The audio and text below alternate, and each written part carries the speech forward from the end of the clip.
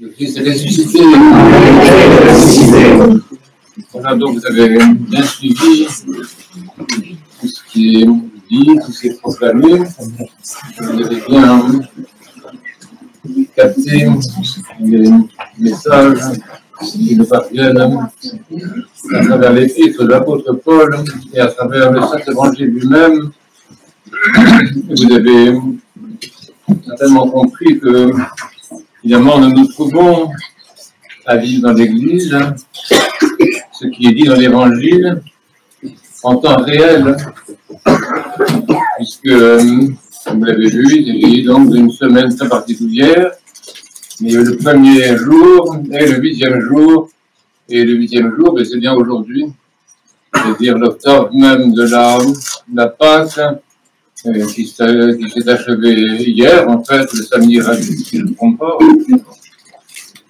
et qui, nous entendons cet évangile que vous connaissez, l'évangile de la foi de Thomas. Et donc je remercie les personnes qui ont peint l'icône que vous avez sous les yeux et qui ont mis comme titre la foi de Thomas et non pas le doute de Thomas. En fait, ce qui se passe, c'est la foi de Thomas. C'est-à-dire le miracle de croire dans le Christ. C'est bien d'avoir mis ça. Je vous recommande de vénérer les icônes qui sont au milieu de l'Église en particulier, de les vénérer, mais en prenant votre temps, parce que je n'ai pas pressé, en prenant le temps de vous regarder cette icône, de l'embrasser, de poser votre front dessus, afin que l'intelligence de l'icône entre dans votre intelligence. Et ça, prenez le temps. L'icône, c'est très important. Il y a la puissance du Saint-Esprit qui est dans les icônes, si elles sont, bien sûr, écrites selon la vraie foi. Et donc, aujourd'hui, quel est l'événement vraiment important? C'est que nous entrons dans une période nouvelle. Certains d'entre vous pensent peut-être que le but de tout le carême, c'était Pâques, et puis on arrive à Pâques, on s'est terminé. Maintenant, on retourne à ses habitudes, j'allais dire les bonnes habitudes ou les mauvaises habitudes, mais ça, ce n'est pas vrai. Ce n'est pas vrai. Si vous pensez que tout s'est arrêté à Pâques, franchement, excusez-moi, mes amis, ça veut dire que vous n'avez rien compris du tout. Par contre, je ne veux pas être très désagréable. C'est la vérité. En fait, tout commence aujourd'hui. Tout commence aujourd'hui. C'est commence une période qu'on appelle le temps de la Pentecôte, qui correspond à un livre liturgique très précis qu'on appelle le Pentecosteur. Et cette période, donc, qui commence aujourd'hui, enfin, qui a commencé à Pâques en réalité, mais enfin, la semaine radieuse, c'est très particulier, en fait, qui commence aujourd'hui, une période qui commence aujourd'hui et qui prépare la descente du Saint-Esprit. Donc ça, c'est ça qu'il faut vraiment bien comment dire, comprendre. On ne comprend rien, c'est pas ça la question, mais assimiler. Oui, assimiler. Parce qu'on n'est pas l'Église, on est plus à assimiler des messages qu'à les comprendre. On les assimile. Ce qui est à assimiler, c'est ça. C'est que aujourd'hui commence un temps qu'on appelle le temps de la Pentecôte, le temps de cinquantaine. Et donc tout ce qui va être dit et lu et chanté et fait dans l'Église va se rapporter à cette venue du Saint-Esprit. On peut l'appeler, je ne sais pas si c'est comme ça, mais bon, c'est moi qui l'appelle comme ça, je ne sais pas si d'autres le font, le carême de l'Esprit. Parce qu'il y a effectivement 40 jours jusqu'à l'Ascension, et après ça 10 jours jusqu'à la Pentecôte elle-même, et c'est à peu près le même temps, c'est la même longueur que ce que nous avions avant Pâques. Avant Pâques, nous avions en principe 40 jours, en fait 50 jours, si on prend les dimanches des préparations au carême. Donc il y a 50 jours avant Pâques, et il y a 50 jours après Pâques. Et Pâques est au milieu de 100 jours très exactement, qui sont les 100 jours absolument fondamentaux de l'année liturgique, et pas seulement de l'année liturgique, mais également de l'histoire humaine, de l'histoire cosmique, également, donc ces 100 jours-là qui sont absolument complets, absolument insurpassables, et dont nous, comment dire, nous subodorons seulement le sens et le contenu. Et donc aujourd'hui, le Christ dit quelque chose qui se rapporte justement au Saint-Esprit. Si vous vous rappelez bien, si vous avez suivi le carême, ce qui est le cas de la plupart d'entre vous, On est tout le temps dans le carême à parler de la vision de Dieu. C'est la base de l'enseignement du prophète Moïse. C'est bien de voir Dieu, etc. Et effectivement, les apôtres l'ont vu. Ils le disent dans l'évangile aujourd'hui. Ils disent, nous avons vu le Sauveur. Donc effectivement, la première cinquantaine de ces 100 jours aboutit à la vision de Dieu en chair et en os, hein, c'est-à-dire le Dieu incarné, le Dieu fait homme, Jésus-Christ, et non seulement avant sa résurrection, mais après sa résurrection, puisqu'après sa résurrection, il est ressuscité corporellement, si vous l'avez bien compris, ressuscité corporellement, donc ce Dieu en chair et en os que nous avons, on le voit, les gens l'ont vu, les gens l'ont touché, les gens l'ont parlé, et les gens l'ont vu surtout. Et donc toute cette insistance sur la vision de Dieu, nous y étions pas habitués, mais nous y étions quand même attentifs. Hein. On croit qu'on s'est habitué, on était attentifs, on en parlait tout le temps ça. Voir Dieu, la vision de Dieu, etc. C'était la grande perspective, la grande promesse, la grande prophétie de la première partie de ces 100 jours. Et aujourd'hui, qu'est-ce que le Christ dit? Il dit, c'est pas important ça. C'est pas important. Ce n'est pas ceux qui voient Dieu, mais ceux qui croient sans voir. Alors qu'est-ce qu'on fait? Parce qu'on a fait tout cet effort pour se dire que c'était la vision de Dieu qui était importante. Et maintenant, Dieu lui-même nous dit que c'est pas important. Voilà, on a perdu 50 jours de la vie à ce moment-là. Non, c'est pas ça. C'est qu'en fait, le Christ enseigne justement l'action du Saint-Esprit. Et l'action du Saint-Esprit consiste essentiellement à éprouver physiquement et corporellement la présence du Christ Dieu dans l'Église et dans le monde. Et c'est ce ressenti physique, ce ressenti dans le cœur, qui est tout à fait autre chose qu'une compréhension intellectuelle, comme vous le comprenez très bien, et qui est autre chose également que la vision, c'est autre chose. C'est pas la vision de Dieu, c'est le ressenti corporel de Dieu, c'est le ressenti physique de Dieu, c'est le fait de palper physiquement, sensoriellement Dieu dans notre vie. Et c'est pour ça que le Christ dit ça. Ceux qui effectivement croient sans voir, c'est-à-dire ceux qui sentent la présence de Dieu. Et comment est-ce que nous sentons la présence de Dieu? Quel est ce ressenti physique? Vous allez me dire, mais ça ne dit rien du tout. Mais si, faites attention, mes amis, bien sûr que nous avons le ressenti de Dieu. Nous avons le goût de Dieu dans la communion eucharistique. Hein. Nous avons le parfum de Dieu dans le parfum de l'Église, quand l'encens est bon. Et nous avons l'audition physique de Dieu quand nous écoutons sa parole. Et nous sentons Dieu lui-même en chair et en os, ceci corps et sang, qui descend en nous quand nous communions. Et de toutes sortes d'autres façons, nous ressentons, par exemple, dans la prière, nous ressentons très fortement la présence de Dieu quand nous laissons la prière descendre dans notre cœur, quand elle cesse d'être une prière mentale et inutile, pour devenir une prière, je dirais, cardiaque, je ne sais pas comment on va dire. Et donc, parce que le lieu de l'être humain est très admirablement façonné par Dieu, un véritable miracle. L'être humain a été constitué pour, en fait, être capable de connaître Dieu. Et il y a différentes façons de connaître Dieu. La contemplation, donc qui est la vision dont on vient de parler, mais qui n'est pas à l'ordre du jour maintenant. Et une autre connaissance de Dieu, qui est une connaissance de Dieu par participation, par sanctification de sa vie, par déification, mes amis. Ça, c'est très intéressant, cette question-là, ce mystère-là. Vous voyez, c'est qu'en fait, Dieu n'est pas connu comme un objet, comme on le fait dans les sciences, par exemple, qui travaillent très très bien, que Dieu bénit, que l'activité scientifique est admirable, hein, admirable, et tous les savants sont des grandes personnes, des chercheurs, mais la méthode scientifique consiste à essentiellement connaître un objet de connaissance, différents objets, il y a des lois, il y a des pesanteurs, tout ce que vous voulez, des formes, mais la connaissance de Dieu n'est pas ça. Dieu n'est pas connu comme un objet. Premièrement, parce qu'il n'est pas une chose, et parce qu'il est une personne. Et personne d'entre nous ne connaît qui que ce soit comme un objet. Vos enfants, vous les connaissez, ne sont pas des objets. Vos époux, vos épouses, vos amis, même vos ennemis, si vous en avez, ne sont pas des objets, ce sont des personnes. Et comment est-ce qu'on connaît une personne?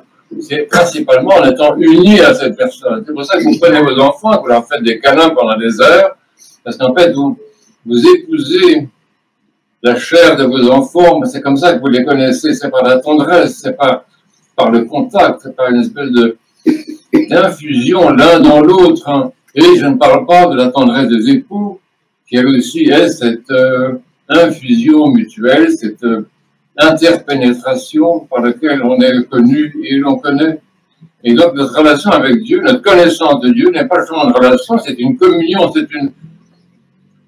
c'est connaître Dieu justement par infusion de la divinité, par communication de la divinité, par communion de la divinité, et surtout, mes amis, accrochez-vous bien, les saints pères de notre Église orthodoxe, qui sont la référence pour l'histoire universelle de tous les temps, de tous les lieux passés, présents et à venir, les saints pères justement ont dit que tu connais Dieu en devenant Dieu. Il n'y a pas d'autre système en fait. Ça va beaucoup plus loin même que la connaissance que nous avons les uns des autres. Parce que même les gens que nous aimons tendrement, nos enfants, nos conjoints, nos amis et même nos ennemis, nous ne devenons pas ce qu'ils sont. Nous les aimons, nous les embrassons tendrement, nous nous mélangeons à eux le beau temps que nous pouvons. Comme disait quelqu'un, une grand-mère à son petit-fils, je te mangerai. Tellement elle avait envie d'aimer son petit enfant. Vous voyez, mais la connaissance de Dieu, c'est beaucoup plus profond que ça. C'est un cas typique, si vous voulez, d'assimilation à Dieu. Donc, c'est pour ça que c'est dit dans les prières que vous écoutez avec beaucoup d'attention, j'ai remarqué. Donc,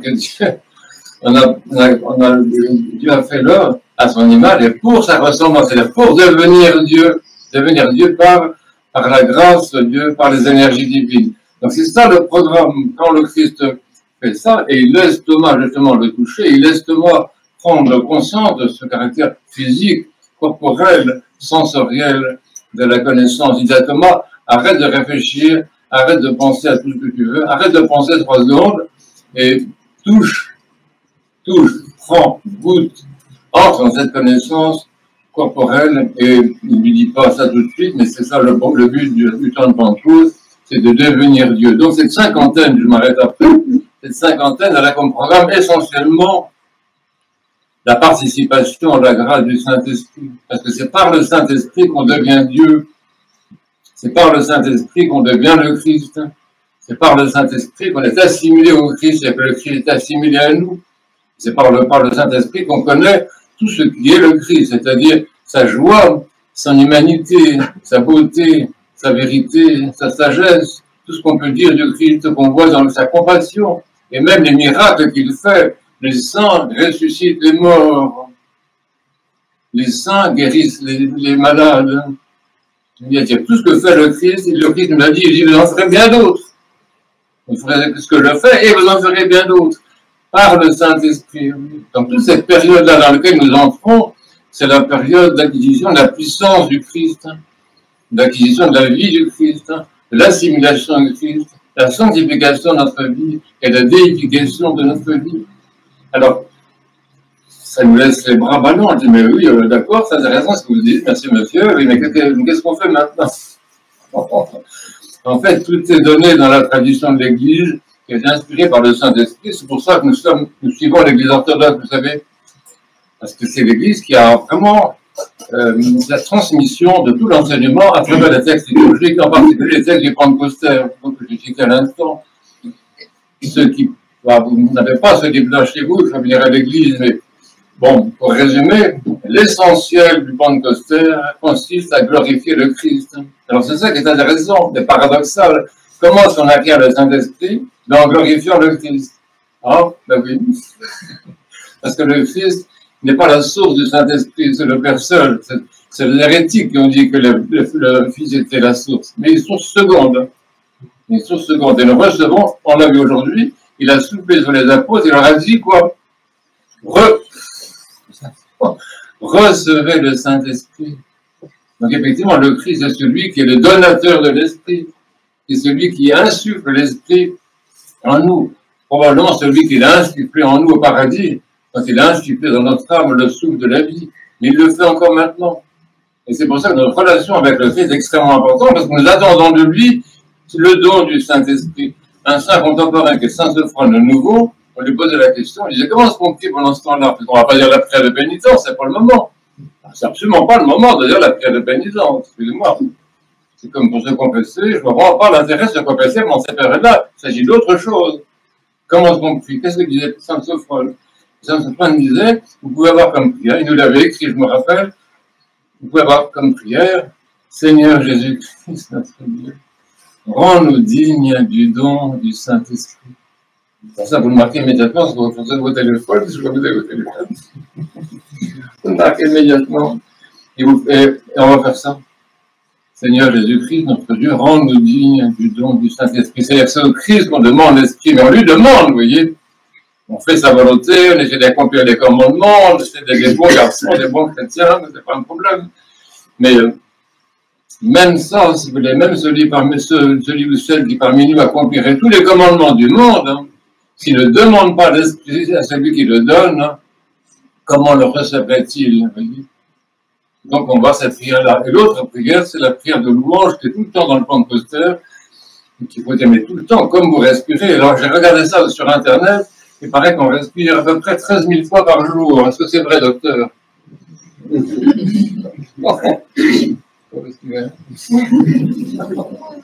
Peut-être plus, ça dépend, il y a peut-être des gens, moi je suis un peu essoufflé, alors je respire moins.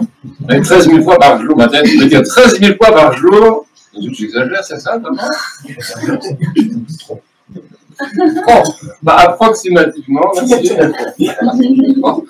approximativement, on va pouvoir dire 13 000 fois par jour, gloire à ta divine résurrection, Seigneur Jésus, gloire à toi. Vous pensez bien que si on dit ça, alors, on discutera du nombre après. Vous pensez bien que ça va transformer votre vie, que votre vie ne sera plus la même, et que votre vie sera pénétrée de l'Esprit Saint qui justement a ressuscité le Christ. Il n'y a pas d'autre système pour recevoir le don du Saint-Esprit, comme je viens de dire à l'instant. C'est ça de rester au Christ. Donc je vous laisse avec ça. Et c'est de prier soit oui. Ce qu'on dit toujours et ou, mais ça c'est et. Et Seigneur Jésus-Christ, notre Dieu, rends-nous dignes du don du Saint-Esprit, c'est génial. Et gloire à ta divine résurrection, Seigneur Jésus, gloire à toi. Mais tout le temps, mes amis, en voiture, à pied, dans le métro, je ne sais pas ce que vous faites, en vélo, dans les coins du vélo. En vélo, bah oui. Gloire à ta divine résurrection, Seigneur. Bien, tu dis ça avec ton cœur, tu vois, pas avec tes lèvres, pas avec ta tête. Laisse. Parce que c'est très intéressant. Thomas, avec quoi est-ce qu'il a touché le côté du Christ? Je veux dire la main. Oh oui, bien sûr, c'est ce qu'on voit sur l'image. Mais c'est beaucoup plus profond que ça. Il a touché le Christ avec son cœur, mes amis. Avec son cœur. Alors ça, c'est pas facile à monter sur l'icône, et c'est pour ça que vous ne l'avez pas. Il a touché le Christ avec son cœur. Et ça, là, le contact, le saisissement physique du Christ par nous, c'est par le cœur que ça se fait. C'est pour ça que c'est deux prières que je vous dis, que je vous prête, vous me répondrez. Ces deux prières, dites-les vraiment avec votre cœur, que votre cœur touche le Christ quand vous les dites. Mais ça, vous le sentez, ça. Vous sentez très bien quand la prière est dite physiquement et quand elle est dite mentalement. Il faut que la prière soit dite physiquement, corporellement, parce que c'est par le corps que nous connaissons Dieu, mes amis. Bien comprendre ça, vous voyez. Dieu s'est fait corps, Dieu s'est fait chair pour être connu corporellement et charnellement. Autrement, c'est pas la peine, il n'y avait qu'à rester là-haut avec son Père et son esprit. Pourquoi se faire? Pourquoi faire? Pour être connu de cette façon-là, vous voyez. Donc on va faire ça, on va lire ces prières-là, ces prières courtes. Il n'y a pas besoin de savoir lire, il n'y a pas besoin de savoir écrire, il suffit d'avoir un peu de mémoire. Ces prières courtes, on va les dire de tout son cœur, c'est-à-dire, on va les dire physiquement. Puisque le cœur, c'est le corps en résumé, c'est le résumé du corps. Et c'est un corps intelligent. Parce que ça, le docteur, vous allez me dire si je me trompe. J'ai vu ça dans un livre, que le cœur, c'est le deuxième cerveau, c'est ça? Ou le troisième? Ah bon, On ne va pas compter aussi. Mais c'est très intéressant. C'est que le cœur est un organe de connaissance. Ce n'est pas seulement un organe qui diffuse l'oxygène dans notre organisme. Vous savez très bien, je ne vais pas vous faire une leçon de choses. Mais c'est un corps qui est rempli de neurones, qui sont des neurones cognitifs. C'est super intéressant, ça. C'est-à-dire que quand l'Évangile, dans la tradition orthodoxe, nous dit qu'on connaît Dieu, alors, ça, il y a aussi quelqu'un qui n'est pas encore canonisé, qui est Blaise Pascal. Il y a des personnes les plus intelligentes de la culture française. Blaise Pascal, qui avait lu justement les pères de l'Église, qui avait lu Dorothée de Gazan, qui avait lu Saint Jean Primac. Blaise Pascal dit ça, il dit l'intelligence du cœur, il parle de l'intelligence du cœur. Donc c'est ça qu'on fait, vous voyez, c'est ça qu'on va faire, et c'est comme ça qu'on va comprendre qu'est-ce qu'on fait pendant ce temps de Pentecôte. Donc je résume, aujourd'hui commence une période magnifique, une cinquantaine magnifique, dans laquelle nous allons nous pénétrer, être comme des éponges, je sais pas, qui assimilent toute cette grâce de Dieu, parce que l'Esprit Saint vient en nous par ce qu'on appelle les énergies divines, la grâce divine. Et on doit arriver à ça, on doit arriver à la Pentecôte à des temps dilatés, absolument, oui, dilatés. Et donc, on ne se retourne pas vers le passé, on ne se retourne que vers l'avenir. Il n'y a que l'avenir qui nous intéresse. Le passé ne nous intéresse pas. Le passé, c'était 40 jours de carême, merci Seigneur. Mais là, tout est devant. Tout est devant, tout est devant. Et donc, il faut entretenir ça. Vous voyez, c'est vrai que liturgiquement, j'ai remarqué cette tendance, pendant 8 jours, on continue à dire Christ est ressuscité, après 8 jours, on oublie, après ça, on dit plus rien, on dit bonjour, comment ça va, bah, c'est une catastrophe. La catastrophe. La perte de la grâce, la perte de l'enthousiasme pascal pendant cette période-là, c'est une catastrophe. Donc, essayez de garder ça, de garder vos lumières allumées, et garder l'habitude de vous saluer par la résurrection, garder l'habitude de prier comme je vous propose, garder des lumières allumées à la maison, rapporter la lumière de la résurrection à la maison, entretenez cette joie pascale, parce que c'est par cette joie pascale, par ce feu pascal, cette lumière pascale, qu'on va pouvoir aussi recevoir le même feu qu'est le feu du Saint-Esprit. C'est intéressant, quand l'Esprit Saint est descendu, il est descendu sous forme de flamme, il est venu, c'est du feu qui est venu sur du feu, vous voyez. C'est ça le christianisme. Si on ne vit pas ça, à mon avis, on perd un petit peu son temps dans l'église. Si nous ne vivons pas cet enthousiasme-là, cette chaleur-là, cette connaissance expérimentale et corporelle de Dieu, je ne sais pas ce qu'on fait, vous voyez. Je ne sais pas ce qu'on fait. C'est très important, vous voyez. Le christianisme est en péril.